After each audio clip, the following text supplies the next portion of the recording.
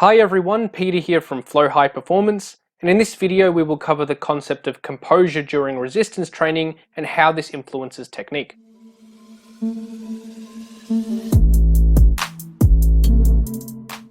First and foremost, let's define what exactly we mean when referring to composure. Composure in a general sense refers to remaining calm and in control of yourself during a somewhat stressful or difficult situation. However, we need to understand what composure means in relation to technique during resistance training. Composure during resistance training refers to the ability to maintain strict and effective technique throughout a set.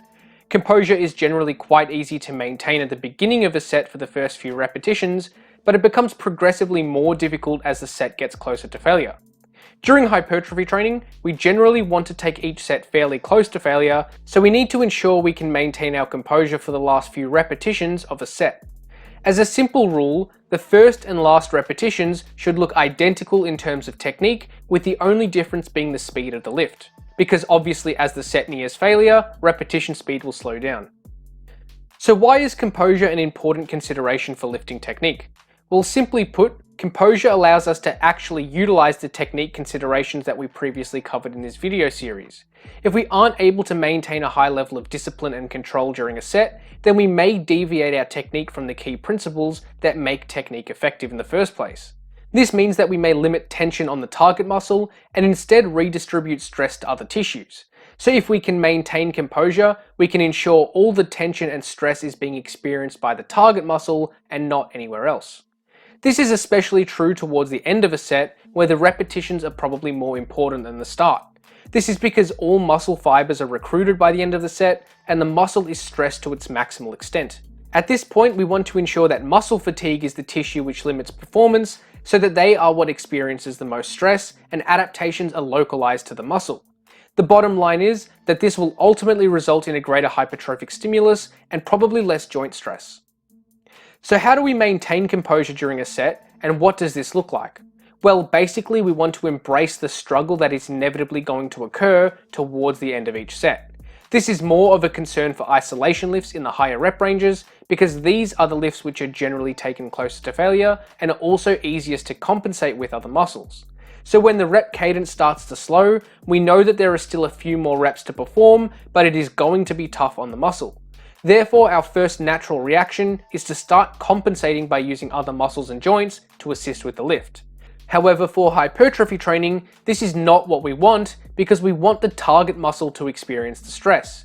Instead, we want to embrace the fact that the set will be tough and let rep cadence slow down while we stay in control. For example, let's watch this set of tricep extensions. As we can see, the first few reps are performed with strict and effective technique, like we would expect. There is no movement of other joints or any momentum being used, which ensures the triceps are the key muscle being worked. As the set progresses, the rep cadence starts to slow down. This will continue to slow down throughout the rest of the set as the muscle fatigues. This is where we need to be aware of maintaining composure.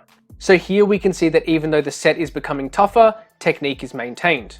The natural temptation is to deviate form to make the exercise easier. However, we want to avoid this because this will take the tension off the triceps.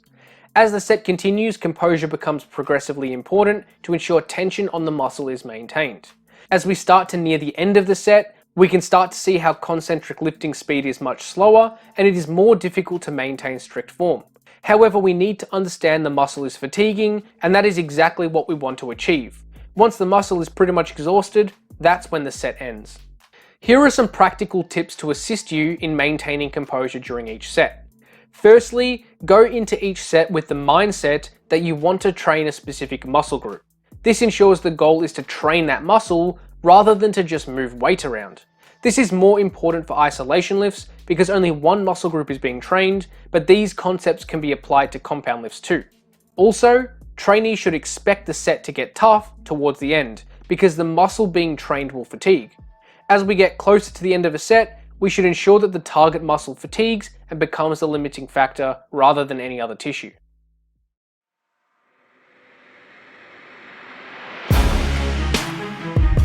Thanks for watching, and hopefully you got something out of this video. Remember to subscribe if you haven't already.